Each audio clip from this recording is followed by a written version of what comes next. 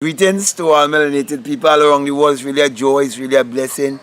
It's really an honor to be out here bringing this message of emancipation to you and reminiscing on the wisdom of our ancestor. And where I'm sitting here right now used to be the place of our ancestors where they used to come and they used to meditate, but no one else in this country knows that. And this was not taught to our people because the history that was taught to us was given to us by the Europeans. And so they say that this place was discovered such and such a time, and they said that a white man was the first person to bring the breadfruit tree into this place and plant it in this place. But you know, my brother and my sisters, when you become more aware and you become more enlightened, even the history of your country can be revealed to you. And I'm speaking from experience. And soon I'll actually have a book and the true history of my country. You know, and no one has started to me. Okay, it was revealed to me. Many of the things that we're practicing as tradition and as culture, they're not real. They are mixed, you know, with things that are not true also. Okay, like with carnival and all of these things. But I won't get into that. You know, what I want to speak to you about now is about our ancestor Abdullah, who was the mentor of Neville Goddard.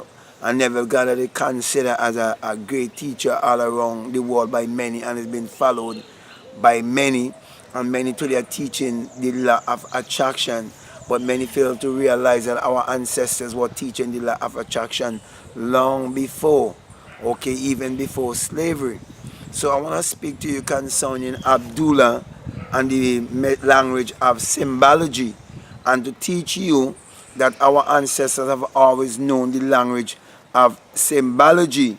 And in order to get into the language of symbology, you have to align yourself back with nature, and you have to understand what was taught by our ancestors. Now, in Neville's own words concerning Abdullah, he said that Abdullah looked at everything as a sign, everything as symbol. Even if he saw two birds flying, it was a symbol to him. Now, for you to see everything as being a symbol, it is for you to be very much in tune in the right frequency. It is for you to be very much in tune under the right vibration, knowing that you are a vibrational being, knowing that the very word that I'm speaking, it is vibration, knowing that life itself is vibration, because life itself, it's music, okay? And that is why we have an air drum and we have a heartbeat. And one of these days we're gonna play our last card, okay? Because we have all of these organs within us. So life itself is music. And so Abdullah would look around, and when Abdullah look around, he see everything as a symbol. He see everything as a sign. He see that the universe is speaking to him, and he's speaking back to the universe because he was in oneness with the universe. He was in oneness with nature. He was in oneness with everything that was around him, because he understood that everything that he see outside of him is a projection of what is within him. And if we would have that same mentality and see everything on the outside, we see it on the inside, and we will go into meditation, we will be able to attract whatever we want to attract in our life, because in the very first place, it is ours. It comes from us. It is the projection of what is within us. So my brothers and my sisters, in Ecclesiastes chapter 3 and 11, it tells you that God has placed the world in the mind of man. What it is teaching you, it is teaching you of a download. It is teaching you of what they call the CPU of a computer, which is central processing unit. You have that central processing unit inside of you, and because of that CPU in you, you're able to behold everything from the outside. And many people ask themselves, who did create this world? Who create the sun? Who create the moon? Who create the stars? Because a lot of people got stuck on the word creation, because many fail to realize that when we came into this world in amnesia.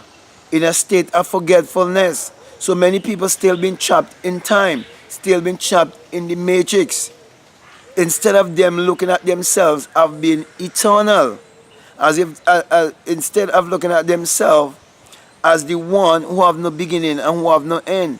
And we come to learn that energy cannot be created and energy cannot be destroyed, and we are energy.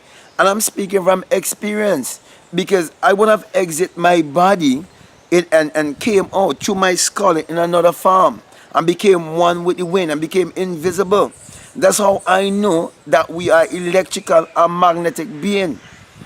And that happened to me as I ascended as a fiery being. And that's how I come to understand that when the Bible says that the coming of the Lord shall be like the strike of the lightning, as the lightning strikes in the east and so on.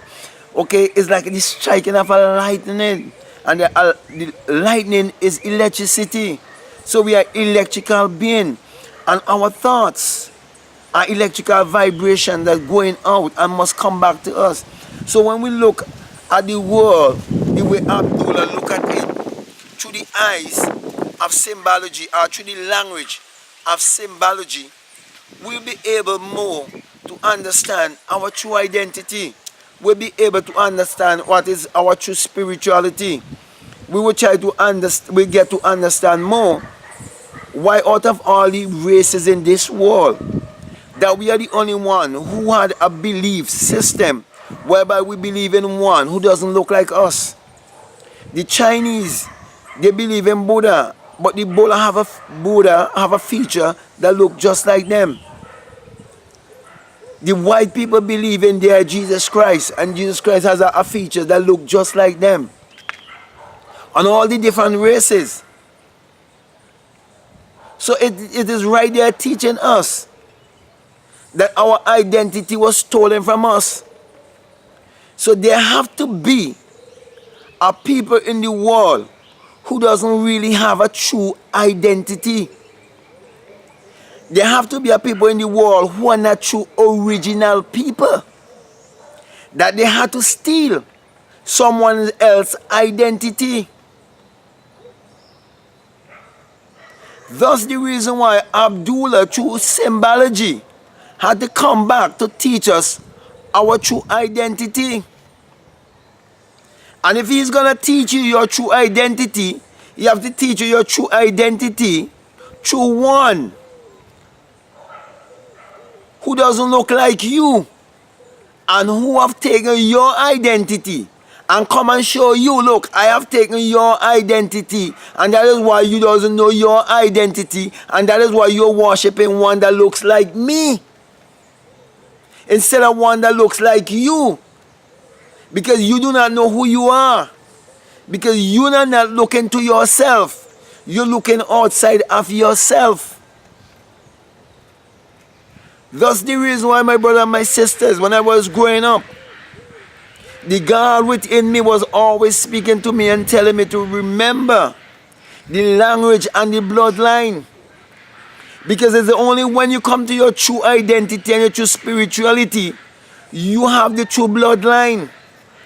Because the red pigment that flows through your body is not the real bloodline. The real bloodline is connected with your DNA that is leading you in the right way of thinking.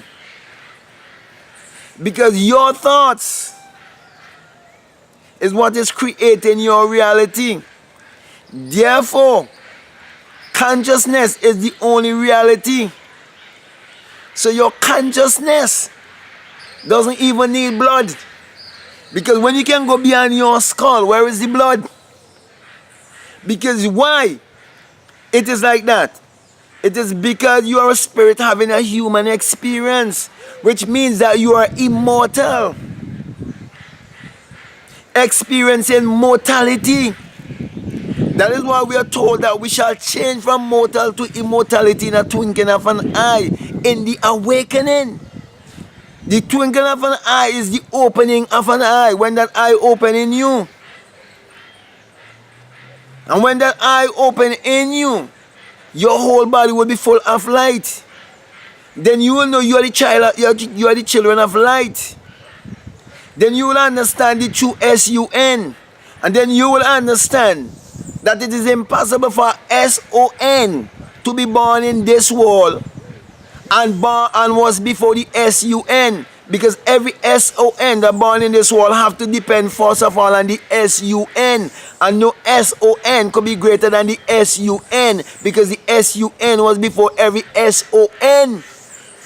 So there's a people on the face of this earth, which is black people, who were given a S-O-N to believe in. So when you start believing a S-O-N, you have to believe in limitation. You have to believe also in mediocrity, because you become limited. But when you can see without the sun, as in the S-U-N, there is no life and there is no light, and nothing can exist without the S-U-N, you will understand that the S-U-N powers the earth, and that the light of the world is the S-U-N, not Jesus Christ. So when you understand the language of symbology, you will understand that Jesus Christ is a personification of your own human imagination, which is the creator in man. And when you understand the language of symbology, you will never tie yourself to idolatry. You will never tie yourself to mental slavery.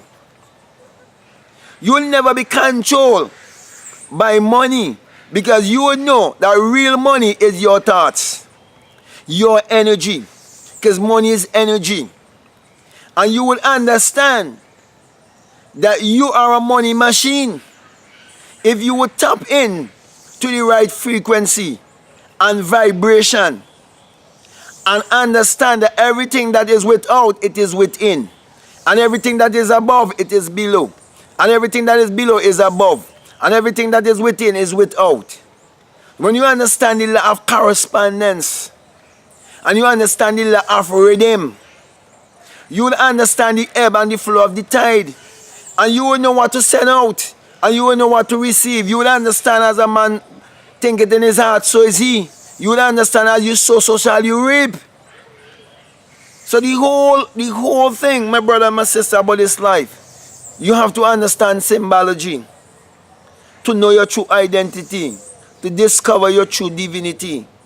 So our ancestor Abdullah taught us a great message, which is the message of symbology, which is the message that must point us back to our true spirituality, and for us to embrace our true spirituality. That is why I give honor to Abdullah, the black mystic from Ethiopia, Neville Goddard, mentor, but most of all, our ancestor. I'm proud to know about Abdullah, and I am proud to believe in the message that Abdullah brought to humanity to teach us what was true, or what is true Christianity, how to believe in ourselves, how to know that the creative power in us is the God in us, and we have to use that creative power to achieve our every desire. So with that being said, my brother and my sisters, now I've come to know the truth, and I've come to understand why that little voice within me, which is the God within me, who is my intuition, my inside teacher, was always saying to me, remember the language and the bloodline. Remember the language and the bloodline. So if what I'm saying to you has been resonating with you and you haven't subscribed as yet, I'm encouraging you to subscribe. And if you have subscribed and you think this message is worthy of spreading all around the world, I'm encouraging you to share it and to encourage your friends, your relatives to become a subscriber also, and to support this message and to share this message. You can like, also you can comment, and do not forget to check out my description below.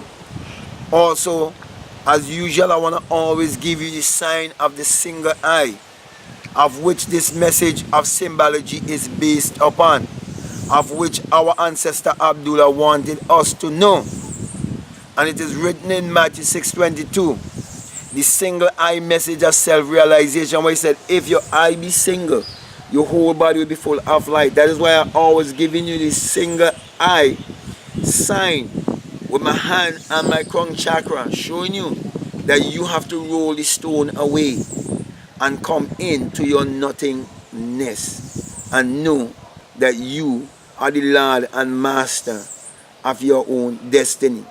Now, when you have this experience, you come to realize that it is the rising of the S-U-N in a S-O-N, and that it is the dawning of a new day in your life. And then you come to also understand why Malachi 4:2 says that the Son of Righteousness, as in the S-U-N of righteousness, shall arise in you with healing in his wings. And why Psalms 84:11 says that the Lord thy God is a S-U-N and a shield.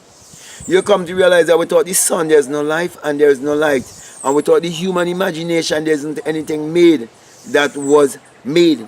And that the Bible is a book of symbology. And that the sun parallels the human imagination and the human imagination parallels the sun.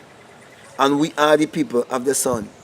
Therefore, my brother and my sister, let us use this message of symbology and learn to use our mind power to achieve our every desire. So with that being said, I want to say peace, love you, and all the best to our great and mighty ancestor, Abdullah. So with that, I want to say peace, love you, I'm out.